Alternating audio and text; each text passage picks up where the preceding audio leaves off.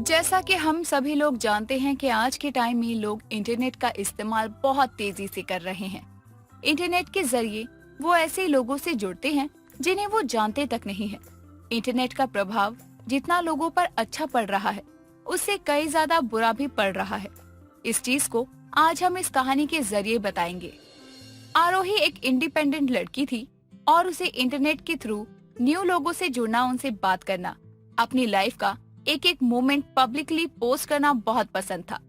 ये बात उसकी दोस्त शाइना और दिलीप को बिल्कुल भी अच्छी नहीं लगती थी। वो उसे कई बार समझाने की कोशिश करते, लेकिन आरोही उनकी बातों पर कोई ध्यान नहीं देती। ऐसे ही एक दिन ऑफिस खत्म होने के बाद आरोही अपने दोस्तों के साथ कॉफी पीते हुए पिक क्लिक करके एफबी पर पोस्ट कर रही होती है। तभी उसकी दोस्त शाइना कहती है, क्या यार आरोही, क्या तू हमेशा अपनी लाइफ को सोशल मीडिया पर पोस्ट करती रहती है? अपनी लाइफ की कोई तो चीज प्राइवेट रखा कर। Shaina, internet social media use करने के लिए ही होता है, तेरी तरह नहीं जिसे उसकी कोई नॉलेज ही ना हो। तू सच में बहुत डरती है। मैं डरती नहीं हूँ, समझदार हूँ। तू तो इतना अपडेट रहती है, सोशल मीडिया पर देखती नहीं है क्या? आजकल कैसे लोग दूसरों की आईडी का इस्तेमाल करके उनके अकाउंट को हैक करके लड़कियों को परेशान करते हैं। यार तू भी ना, अगर एक इंसान के साथ गलत हो गया तो सबके साथ गलत होगा क्या? और मैं तो कितने टाइम से सोशल मीडिया पर और इंटरनेट का यूज कर रही हूँ, मेरे साथ ऐसा तो नहीं हुआ कभी। बहुत अच्छी बात है यार, ये चीज उन लोगों से पूछ जिनके साथ ये सब प्रॉब्लम होती है। इसीलिए कहती हूँ कि इंटरनेट का यूज अपनी लाइफ को सिर्फ पब्लिकली शो करने के लिए मत कर, बल्कि उसकी जगह अच्छी चीजों के लिए भी कर। तू तो मुझे इतना सुना रही है जैसे तू इंटरनेट का यूज ही करती ना हो। मैं तेरी तरह पूरे दिन व्हाट्सएप, फेसबुक, इंस्टा इन सब पर पर्सनल लाइफ शो नहीं करती हूँ, बल्कि अपने अंदर का टैलेंट शो करती हूँ। अपने काम से रिलेटेड जानकारी लिए इंटरनेट का यूज करती हूँ। वैसे आरोही, शाइना ठीक कह रही है। आजकल इस तरह से अपनी लाइफ को सोशल मीडिया और इंटरनेट के थ्रू पब्लिकली शो करना ठीक नहीं है। आज लोग जितना इंटरनेट का सही इस्तेमाल नहीं करते हैं, उससे कई गुना ज्यादा तो गलत इस्तेमाल करते हैं। आईडी हैक करना, लोगों के अकाउंट को हैक कर लेना, गलत पिक पोस्ट कर देना, ठीक है, ये सभी चीजें जो हैं इंटरनेट का गलत इस्तेमाल करने का उदाहरण है और ऐसी हरकतें बहुत ही ज्यादा निंदनीय हैं। यार मैंने बस एक कॉफी शॉप की पिक क्या पोस्ट कर दी, तुम लोग तो मुझे इंटरनेट पर लेक्चर ही देने लगे। बैठो तुम लोग, मैं जा रही हूँ यहाँ से। आरोही बिना अपनी दोस्त की बातों का सही मतलब समझे उन पर गुस्सा करके चली जाती है। यहाँ हम इंटरनेट के दो तरह के प्रभाव देख सकते हैं। जहाँ आरोही इंटरनेट को सिर्फ अपने एंटरटेनमेंट का जरिया समझकर सिर्फ अपनी लाइफ को पब्लिकली शो करने के लिए यूज करती थी, वहीं दूसरी तरफ उसकी दोस्त शाइना इंटरनेट के जरिए लोगों तक अपनी सिंगिंग के हुनर को पहुंचा रही थी। ऐसे ही थोड़ा समय बीतता है, लेकिन आरोही का अपनी पर्सनल लाइफ को इंटरनेट के थ्रू पब्लिकली शेयर करने की आदत में कोई सुधार नहीं थी। ऐसे ही एक दिन आरोही अपने घर में बैठकर फेसबुक चला रही थी। तभी उसकी दोस्त शाइना वहाँ आती है और कहती है, ओ मैडम, कभी अपनी इस इंटरनेट वाली दुनिया से बाहर भी निकल जाया करो। जब देखो बस यही internet, social media, Facebook, Insta, Twitter, यही सब बस। यार तू तो जानती है ना कि मम्मी पापा के जाने के बाद मैं बहुत अकेला फील करने लगी थी। तब से मुझे इस इंटरनेट की आदत लग गई है और अब ये आदत छूटती ही नहीं है। क्या करूं? हाँ मैं समझ सकती हूँ, लेकिन मुझे आजकल के चल रहे माहौल से बहुत डर लगता है, इसलिए मैं जल्दी अपनी पिक भी पोस्ट नहीं करती हूँ।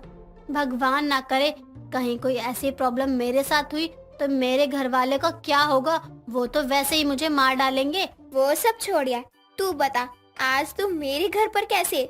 कुछ नहीं यार, घर पर बैठी अकेली बोर हो रही थी तो सोचा तुझसे ही मिलने आ जाऊं। चल ना कहीं घूम कर आते हैं हम दोनों। हाँ ना, चल चलते हैं। मैं भी बोर हो रही हूँ।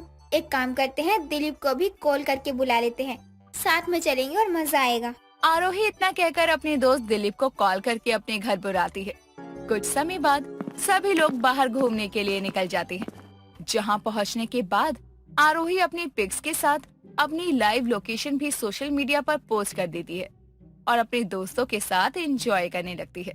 तभी उसके एफबी के मैसेंजर पर एक लड़की का मैसेज आता है जिसमें लिखा होता है कि आप फोटो से ज्यादा सामने से खूबसूरत लगती हैं, जिसे देखकर वो बहुत परेशान हो जाती है और अपनी नजरें चारों ओर घुमाकर अपने आसपास के लोगों को देखने लगती है। तभी उसकी दोस्त शाइना कहती है, आरोही तू ऐसे घबरा कर किसे ढूंढ रही है? हम तो तेरे पास ही है, कोई पसंद आ गया है क्या तुझे? हाँ, बता दो आरोही, हम भी तुम्हारी एफबी पर पोस्ट कर देंगे कि हमारी दोस्त आरोही को प्यार हो गया है। वैसे भी तुम सब कुछ तो पोस्ट करती ही हो ना। हो गई तुम लोगों की बकवास। यार मेरा ना थोड़ा मूड ऑफ हो गया है, घर चलते हैं। रुकते हैं ना थोड़ी देर। आरोही अपनी दोस्त से बातें कर रही थी कि तभी उसके मैसेंजर पर उसकी ही पिक आती है, जो कि उसने अभी पोस्ट भी नहीं की थी, जिसे देखते ही वो डर जाती है और चुपचाप घर आती है। ऐसे ही थोड़ा समय और बीतता है। तभी एक दिन देर रात वो फोन यूज कर रही थी। तभी उसके एफबी पर एक कॉल आता है, जो कि उसी लड़के का था जिसने उसे मैसेज किया था। आरोही जैसे ही कॉल को पिक करती है तो वो लड़का बोलता है, कैसी लगी आपको अपनी पिक? वैसे आप सामने से बहुत ही सुंदर है, मुझे आपसे बात करनी है। लेकिन मुझे तुमसे कोई बात नहीं करनी है। तुम्हें समझ में नहीं आता क्या? और तुमने उस दिन मेरी फोटो कैसे ली थी? वो भी फोटो जो मैंने पोस्ट ही नहीं की। देखो, अगर तुम मेरे फ्रेंड लिस्ट में हो और परेशान कर रहे हो तो अच्छा नहीं होगा तुम्हारे लिए।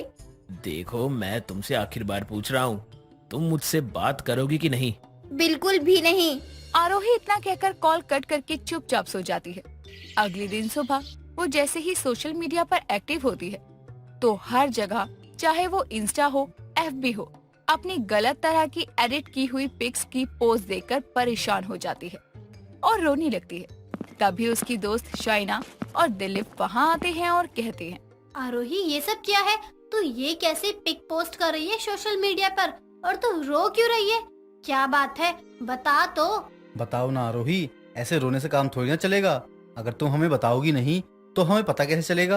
अपने दोस्तों के बार बार पूछने पर आरोही इंटरनेट के जरिए अपनी फोटो सोशल मीडिया अकाउंट के साथ हो रहे मिसयूज के बारे में और उस लड़के के बारे में सब उनको बताती है, जिसे सुनने के बाद उसके दोस्त उसे कहते हैं, तू पागल है क्या? तू क्यों रो रही है? तूने कुछ गलत थोड़ी ना किया है, मैंने तुझे पहले ही बोला था। इस तरह से अपनी लाइफ की हर छोटी बड़ी चीज इंटरनेट और सोशल मीडिया के थ्रू लोगों को बताने की जरूरत नहीं है, लेकिन तूने मेरी बात नहीं सुनी। यार अभी तो उसे मत सुनाओ, वो वैसे ही परेशान है। आरोही, तुम चिंता मत करो। जिस इंटरनेट का इस्तेमाल करके वो लड़का तुम्हें ब्लैकमेल कर रहा है ना, तुम्हारे अकाउंट से छेड़छाड़ कर रहा है ना, उसी इंटरनेट के जरिए हम उसको पकड़ लेंगे और उसे अच्छे सबक सिखाएंगे। तुम चिंता मत करो।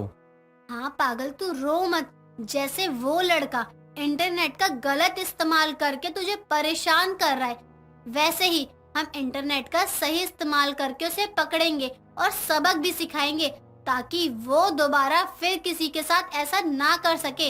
इतना कहकर तीनों मिलकर इंटरनेट और सोशल मीडिया के थ्रू आरोही के ब्लैकमेलर को ढूंढना शुरू कर देती हैं। ऐसे ही थोड़ा समय बीतता है।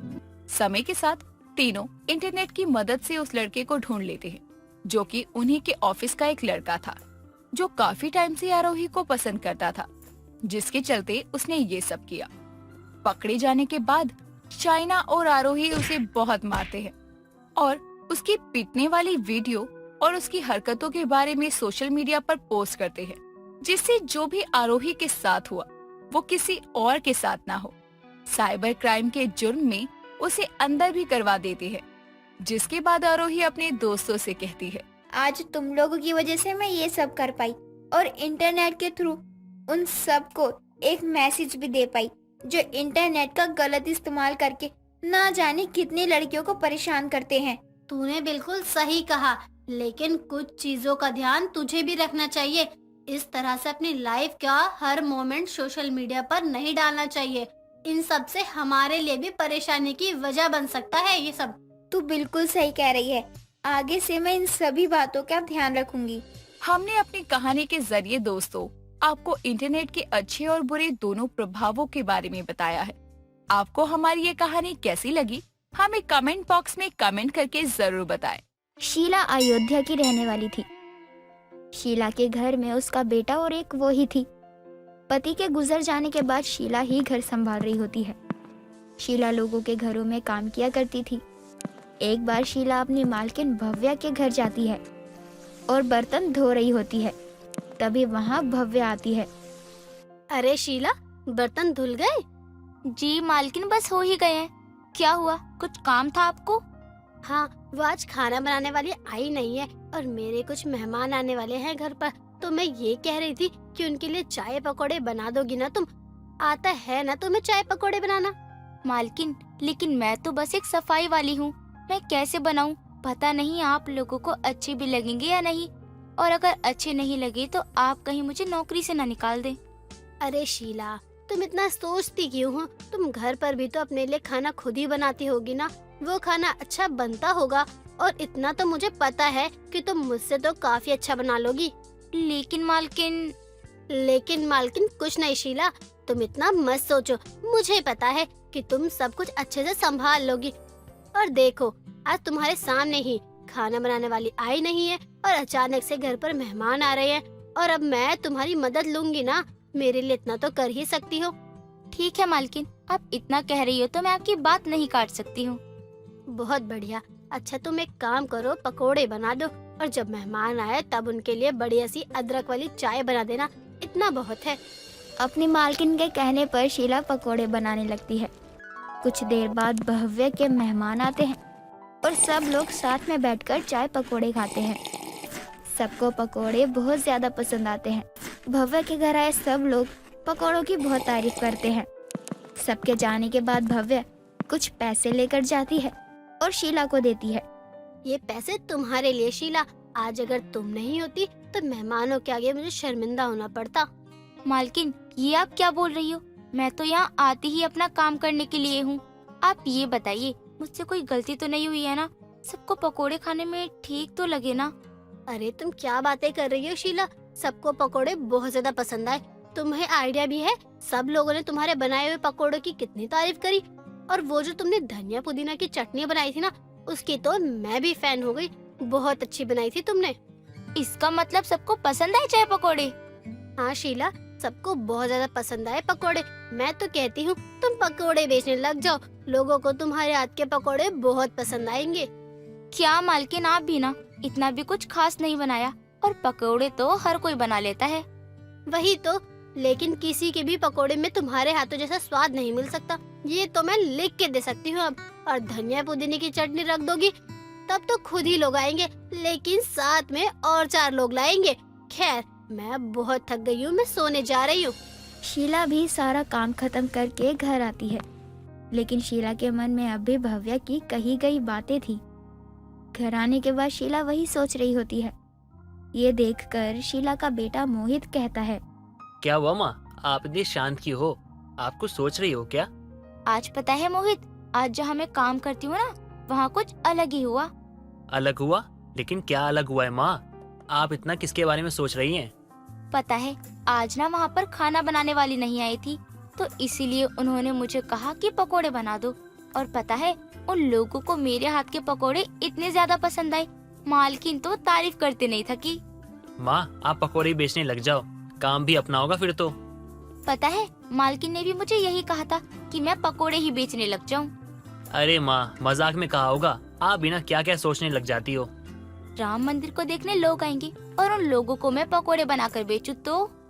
माँ, ये काम आप ही नहीं बल्कि बहुत लोग करने वाले होंगे। रात होने तक किसी की जेब भरी होगी तो किसी की आंखें। रहने दो माँ, कुछ नहीं होगा। बेटा, मेरी पूरी बात तो सुन।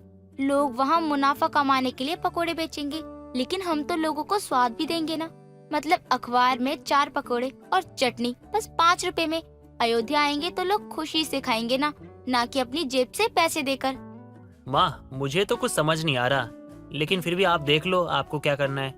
नहीं, मुझे नहीं पता कि मैं जो करने वाली हूँ वो सही होगा भी या नहीं।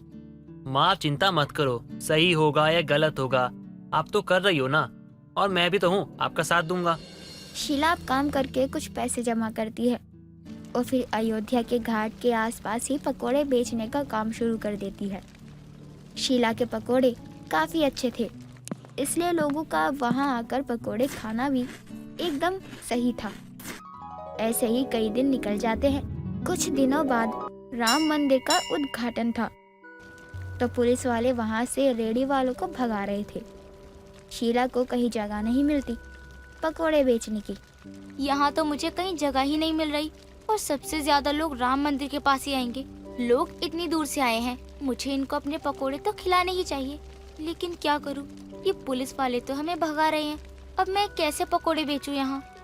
शीला काफी परेशान होती है और वह सीधा मंदिर के बाहर मेन रोड पर पकोड़े बेचने के लिए चली जाती है। शुरू में तो वहाँ कोई नहीं आता, तभी वहाँ एक व्लॉगर जिया आती है और अपना व्लॉग बनाते हुए कहती है, तो आप यहाँ राम मंदिर के बाहर रोड पर क्या बेच रही हैं? जरा हमारे दर्शकों को बताएंगी? नमस्ते, मैं यहाँ पकोड़े और धनिया पुदीने की चटनी बेचती हूँ। खुशबू तो काफी अच्छी आ रही है, जरा खिलाइए।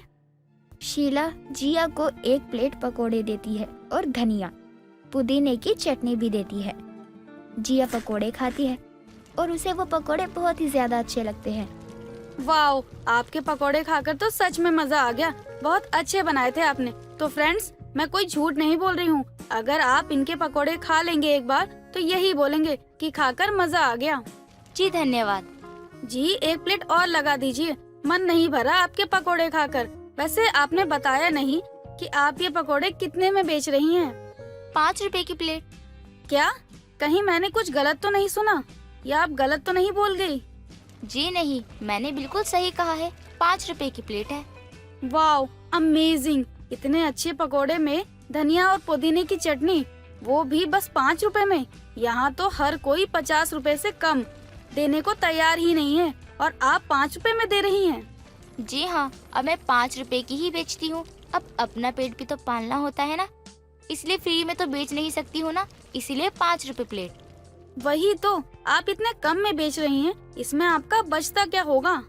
इतना तो बच ही जाता है कि घर चल जाए और यहाँ आए लोगों को मेरे बनाए हुए पकोड़े पसंद आ जाए। और क्या चाहिए मुझे? लेकिन यहाँ पर ज्यादा लोग ही नहीं आ रहे हैं। कोई बात नहीं, आप चिंता मत करिए। तो दोस्तों, आपने देखा ना कि शीला जी के पकोड़े कितने अमेजिंग हैं और प्राइस तो और भी अमेजिंग है। अगर आप यहाँ आए तो आपको ये पकोड़े जरूर खाने चाहिए। जो लोग राम मंदिर देखने के लिए यहाँ आएंगे और मेरे ब्लॉग को देख रहे हैं तो यहाँ जरूर आइए। अच्छा लगा आप यहाँ आए। अच्छा, तो अब मैं चलती हूँ। राम मंदिर आई थी तो यहाँ आपसे मिलकर भी बहुत अच्छा लगा। जिया अपने ब्लॉग में शीला की काफी तारीफ करती है। कुछ देर बाद आसपास घूमते हुए 1-2 लोग आने लगते हैं और व्लॉग देखने के बाद भी लोग आने लगते हैं। उस दिन शीला के इतने पकोड़े बिकते हैं जितने अभी तक एक बार भी ना बिके हों। काफी दिनों बाद राम मंदिर के बाहर शीला अपनी एक दुकान खोल लेती है, वो भी पकोड़ों की। राम जी ने अब तक ना जाने कितने लोगों को मुसीबत से निकाला है और अब राम जी ने मुझे भी मुसीबत से निकाल दिया। एक छोटे से काम को राम जी के भरोसे ही मैं यहाँ तक लेकर आई हूँ। शीला बहुत खुश थी क्योंकि अयोध्या में उसके पकोड़ों का काम अब अच्छे से चल गया था। महिमा एक बहुत ही गरीब लड़की थी। वो एक छोटे से गांव में अपनी माँ गीता के साथ रहती थी। गीता की तबीयत खराब रहती थी, इसलिए घर की सारी जिम्मेदारी अब महिमा ही संभालती थी। वो एक बहुत ही छोटी सी जगह में कुछ भुट्टे की फसल उगाया करती थी और उन्हीं भुट्टों को बेचकर अपने जैसे तैसे घर चलाया करती थी। एक दिन महिमा अपने भुट्टों का ठेला लेकर जा रही होती है, तभी उसकी माँ गीता आती है और बोलती है, बेटा मुझे माफ कर दे। जहाँ माँ बाप अपने बच्चों का ख्याल रखते हैं, वहाँ तू अपनी माँ का बोझ लेकर चल रही है।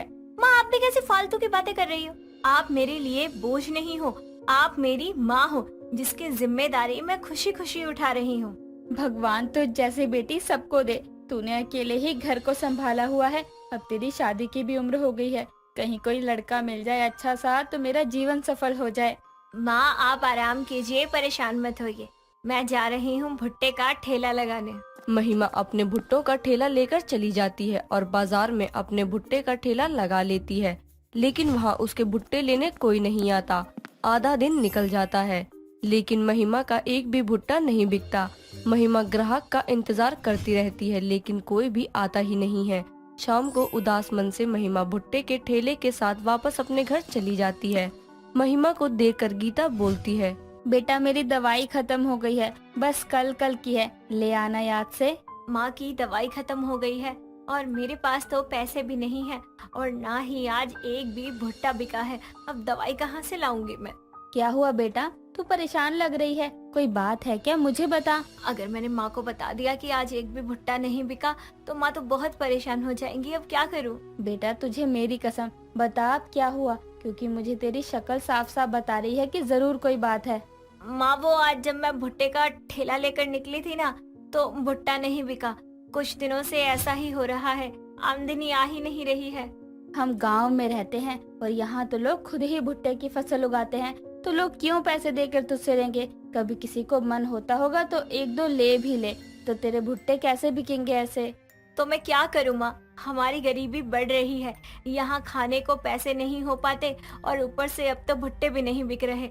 बेटा यहाँ तो आसानी से मिल जाता है लोगों को भुट्टा, इसलिए यहाँ तो कोई फायदा ही नहीं होगा, क्योंकि ज्यादा लोग तो भुट्टा लेंगे ही नहीं। माँ अगर मैं शहर में भुट्टा लेकर जाऊँ, वहाँ बेचूं, तो शायद भुट्टे का काम चल जाए। हाँ चल तो जाएगा, लेकिन जाएगी कैसे तू, पैसे तो है ही नहीं, फिर क्या करेगी। माँ हम ये घर बेच देते हैं, हम दोनों शहर जाते हैं, वहाँ जाकर ही रहेंगे।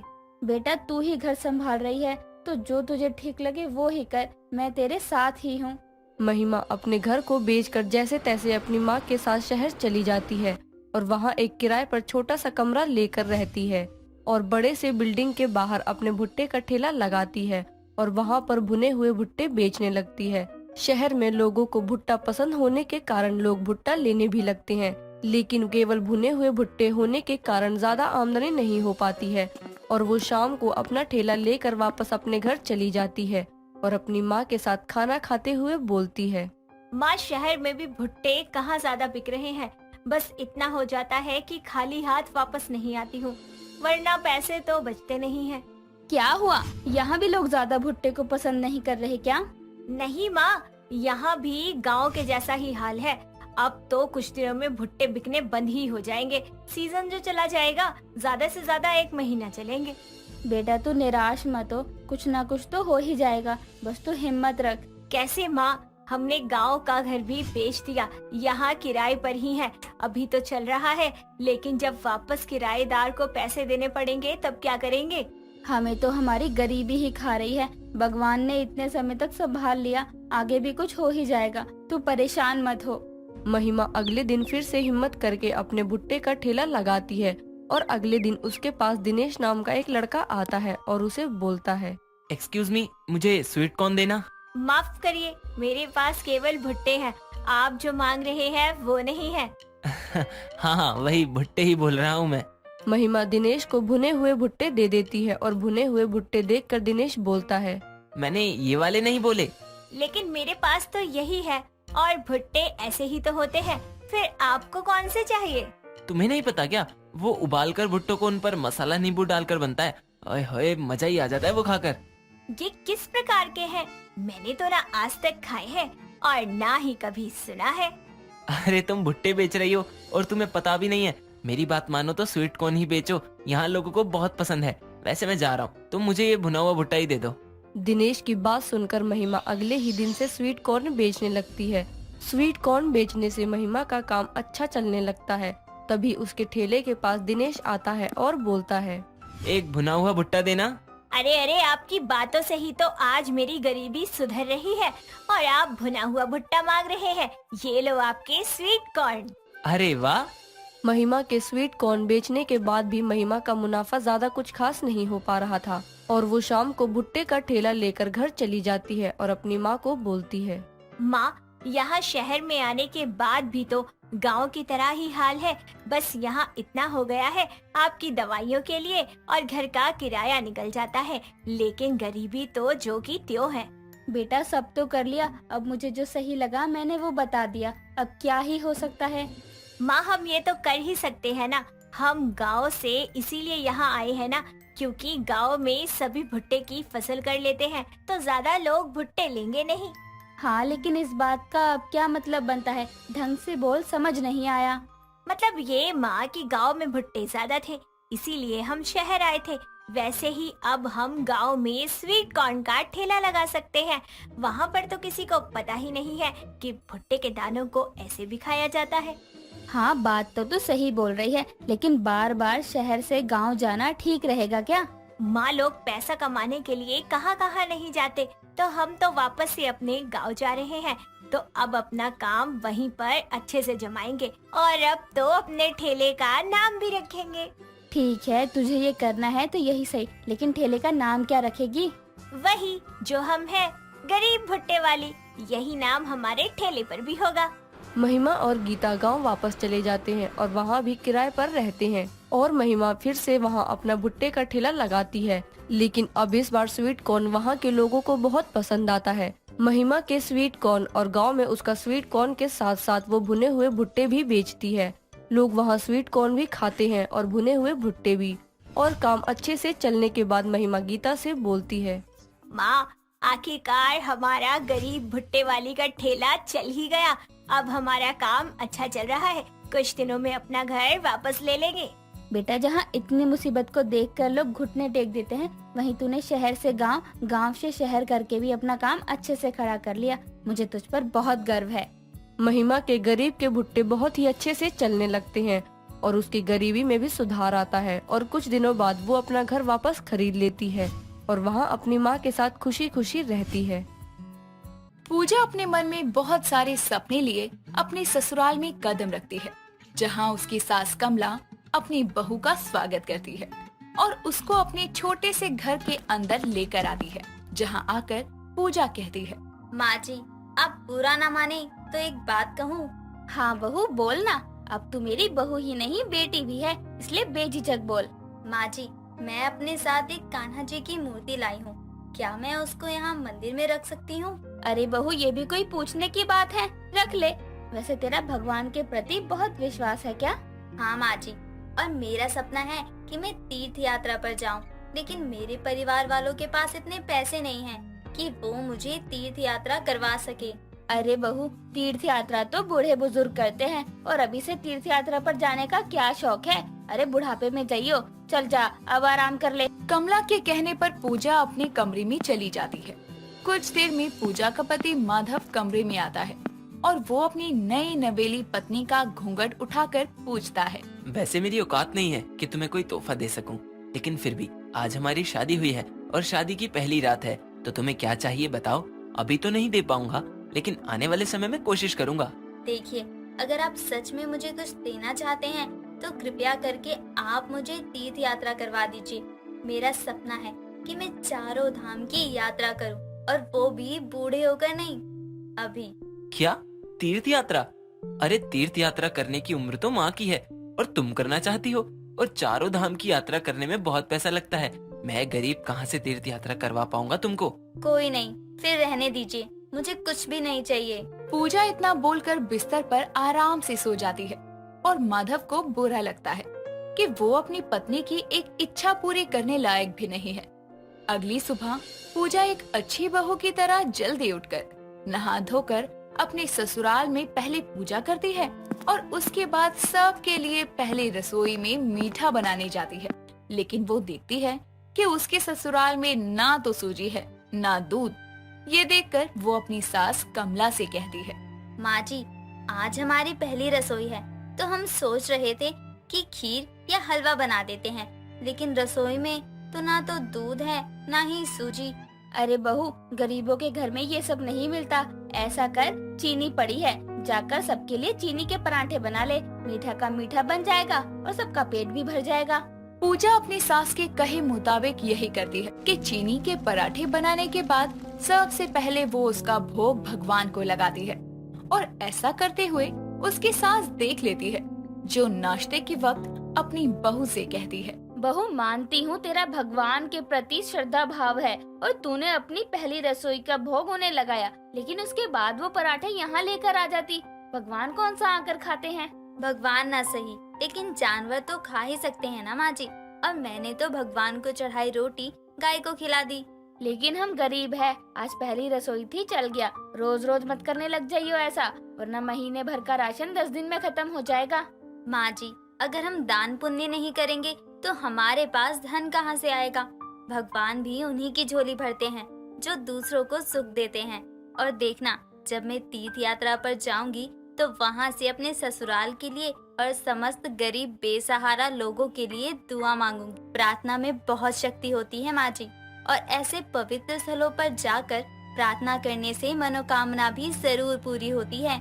लेकिन तुझे तीर्थ यात्रा पर भेजने के लिए हमारे पास पैसे नहीं है, ना ही हो पाएंगे। इतना ही पैसा होता तो पहले मैं ही तीर्थ यात्रा कर लेती। कमला इतना बोलकर नाश्ता करके उठ जाती है और माधव भी ये बात सुनकर जल्दी से अपना खाना खत्म करता है और वहाँ से अपने काम के लिए चला जाता है। पूरे दिन के अपने काम को खत्म करने के बाद पूजा अपनी सास की इजाजत से आसपास की औरतों के सूट सिलने का काम करने लगती है। माधव भी अपने काम पर रोज से ज्यादा देर तक जाने लगता है। ऐसे ही एक दिन घर में बैठी सूट सिल रही पूजा के पास उसकी सास कमला आती है और कहती है, अरे बहू जल्दी बाहर चल, तेरे लिए एक बहुत अच्छा तोहफा है, चल जल्दी। लेकिन क्या माँ जी? कमला पूजा का हाथ पकड़कर उसको अपनी पड़ोसन माला के पास लेकर जाती है और बोलती है, पूजा बहू, माला बहन ना तीर्थ यात्रा पर जा रही है, तो तू ऐसा कर, तुझे जो भी मन्नत मांगनी है ना वो इनको लिख कर दे दे या बता दे, तेरे हिस्से की ये मन्नत मांग लेंगी। अच्छा ठीक है माँ जी। पूजा माला के कान में अपनी मन्नत बता देती है, जिसको सुनकर माला हंसते हुए कहती है, अरे कमला, तेरी बहू तो सच में कमली है। सुन तो इसने क्या मांगा है। इसने मांगा है कि मैं ये तीर्थ यात्रा कर पाऊँ। बताओ, तुम्हारी हालत इस गांव के सारे मंदिर घूमने की नहीं है और तेरी बहू तीर्थ यात्रा के सपने देख रही है। ये क्या बात हुई माला बहन, किसी की मन्नत का ऐसे मजाक नहीं बनाते।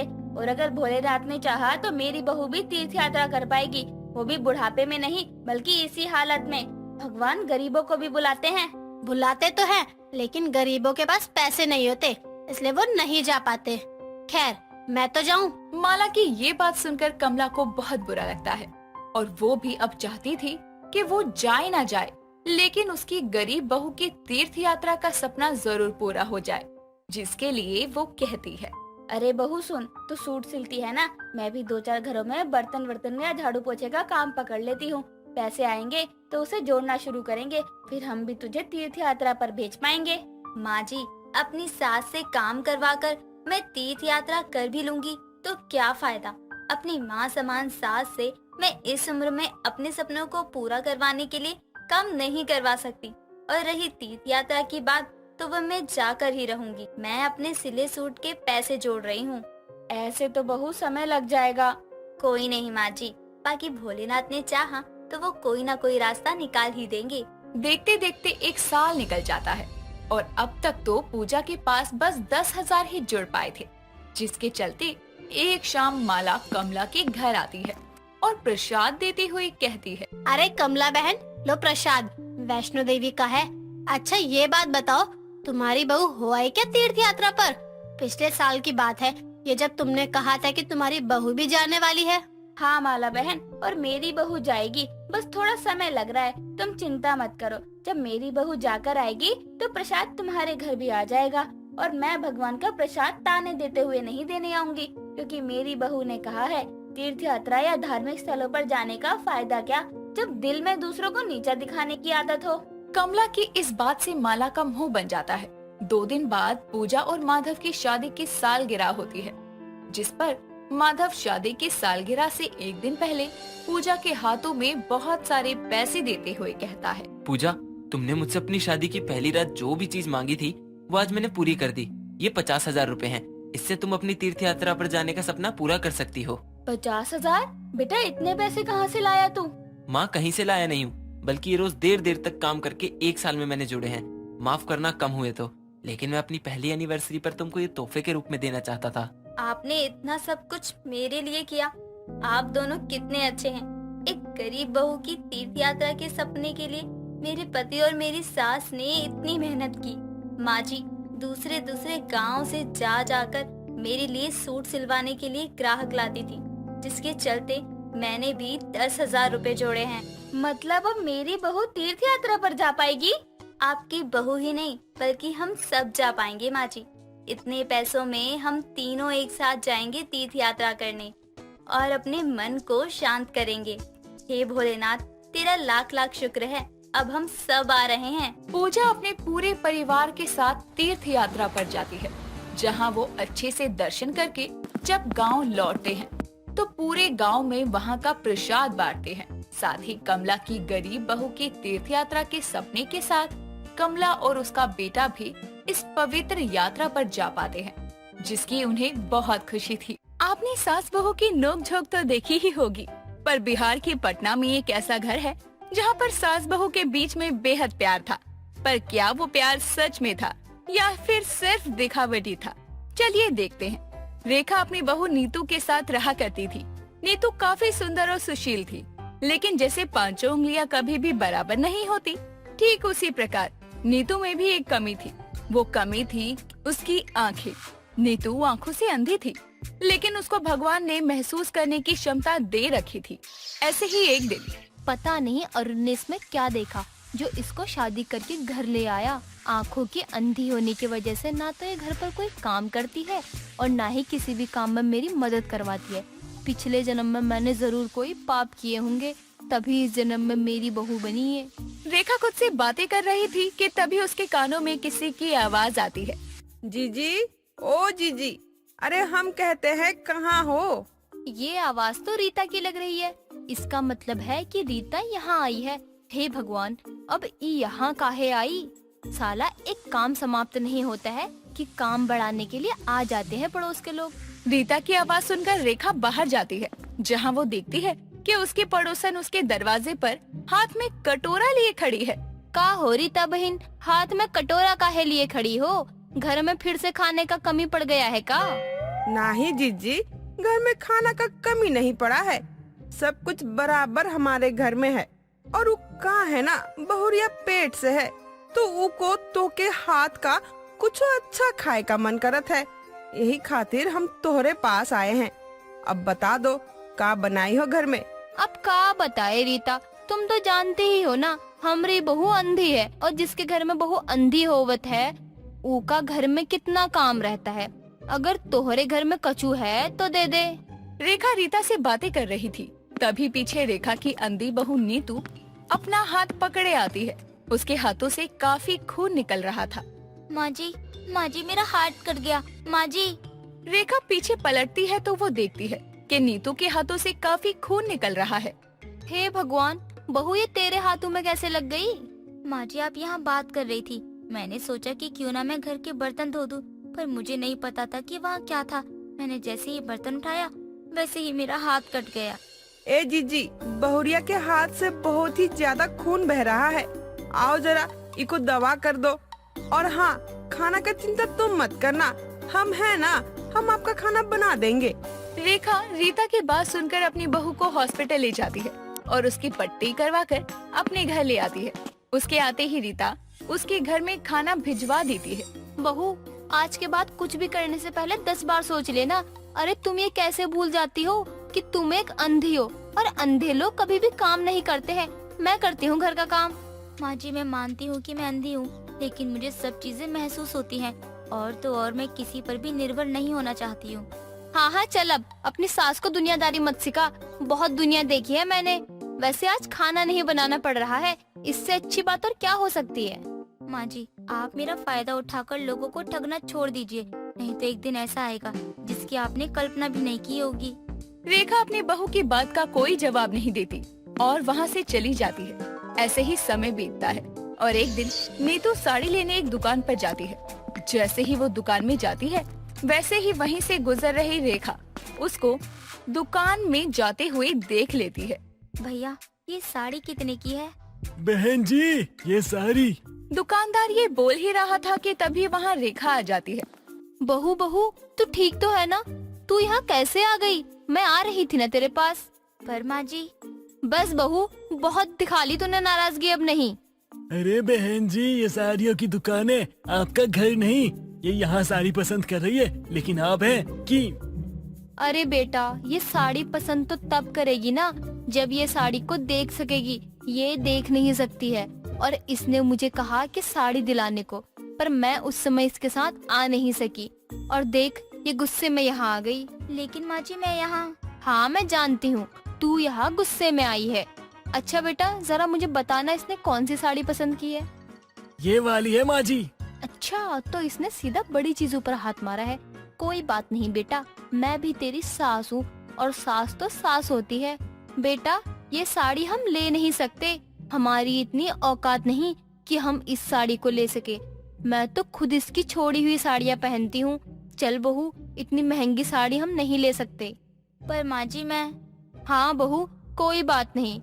मुझे पता है कि तुझे ये साड़ी बहुत पसंद आई है। अरे रुकिए माँ जी, ये साड़ी आप ले लीजिए और इस साड़ी के साथ अपने लिए भी एक साड़ी ले लीजिए। छोटू, जरा साड़ी पैक कर दे। रेखा उस दुकानदार को ठग लेती है और दुकान से अपनी बहू को बाहर लेकर जाने लगती है। माँ जी, मैंने आपको कितनी बार कहा है कि आप लोगों को इस तरह ठगा मत कीजिए। भले ही मैं अंधी हूँ, लेकिन मुझे किसी का सहारा नहीं चाहिए। एक आप एक ही जानबूझकर वहाँ आ जाती हो जहाँ मैं जाती हूँ, वो भी इसीलिए ताकि आप सामने वाले इंसान को ठग सके। हाँ तो गलत क्या करती हूँ मैं? तू तो मेरे बेटे की कमाई को इस तरह हवा में उड़ाती रहेगी। वो दोनों आपस में बहस करते हुए जा रहे थे कि तभी उनकी बातें एक फल वाला सुन लेता है और वो उस समय कुछ नहीं बोलता। अगले दिन जब रेखा उसकी दुकान पर फल लेने आती है तो रेखा कहती है, भैया ये फल कैसे दिए? अरे दीदी, आपका जो मन हो ना आप ले जाओ। मतलब? अरे मेरा मतलब तो ये है दीदी कि आप जैसे लोग जितना फल मुझसे लेके जाते हो ना, उतना तो मैं भिखारियों को दान में दे देता हूँ। ये कैसी बात कर रहे हैं आप? मैंने आपसे फल का रेट पूछा है और आप ये मुझे क्या बोले जा रहे हैं? अरे आप किसी को भी दान करो, मुझे क्या? मुझे तब बोलना जब मुझे दान करे। हाँ दीदी, मैं तो आपको फल दान ही कर रहा हूँ। अरे आप ही वो हो ना जिसकी बहू अंधी है और उसके अंधेपन का आप फायदा उठाती रहती हो। बेचारी आपकी अंधी बहू, उसका तो समझ में आता है मुझे, लेकिन आप मुझे समझ में नहीं आती। आप तो अपनी बहू के सहारे लोगों से सही ठगी करती हो यार। अरे आप यहाँ मुझे ठगने आ गई? हाँ, रेखा उस फल वाले की बात का जवाब नहीं दे पाती और अपनी निगाहें नीचे कर लेती है। अरे अरे दीदी, आप नजरें झुका के क्यों खड़ी हो? अरे चिंता मत कीजिए आप। अरे मैं किसी को कुछ नहीं बताऊंगा, क्योंकि आप जितना सामान हमारे यहाँ से ले जाती हो उतना तो मैं गरीबों में भिखारियों में बांटता ही रहता हूँ। तो ले जाओ, मैं भी ये सोचूंगा किसी भिखारी को दान दे दिया। उठा लो इनमें से जो उठाना है आपको, ले जाओ अपने घर। रेखा की आंखें आंसुओं से भर आती है और वहाँ पर नीतू अपने हाथ में पैसे लिए आती है और फल वाले को देती है। देखिए भैया जी, मैं आपको देख तो नहीं पा रही हूँ। हाँ, मैं आपसे इतना जरूर कहूँगी कि इंसान चाहे कुछ भी करे, उसको बोलने का अधिकार ना तो आपको है और ना मुझे। और मेरी माँ जी भले ही लोगों को ठगती हैं, पर वो आपको ठगने नहीं बल्कि पैसों से फल लेने आई थी। इसलिए आपका कोई अधिकार नहीं बनता कि आप मेरी सास पर इस तरह उंगली उठाएं। और हाँ, मेरी सास ने किसी भी दुकानदार को नहीं ठगा है, उन्होंने साड़ी वाले के पैसे भी दे दिए। विश्वास ना हो तो आप उनसे पूछ सकते हैं, इसलिए आइंदा किसी पर उंगली मत उठाना। नीतू अपनी सास को वहाँ से ले जाती है। आज रेखा को खुद की गलती पर काफी पछतावा होता है, इसीलिए वो अपनी बहू से माफी भी मांगती है। बहू, मुझे माफ कर दे, जानकर मैंने लोगों को ठगा, तेरे अंधे होने का फायदा उठाया। कोई बात नहीं माँ जी, गलतियाँ तो अक्सर इंसान से ही होती है, हम कोई भगवान थोड़ी ना है। और आपको पता है, जब हम घर आए थे तब मैं उस दुकान पर दोबारा गई थी और मैंने उसको उसके पैसे दे दिए, आपकी साड़ी के भी और मेरी साड़ी के भी। अपनी बहू के मुंह से ऐसी बात सुनकर रेखा अपनी बहू को गले से लगा लेती है और फिर कभी ऐसा न करने का वादा अपनी बहू को देती है।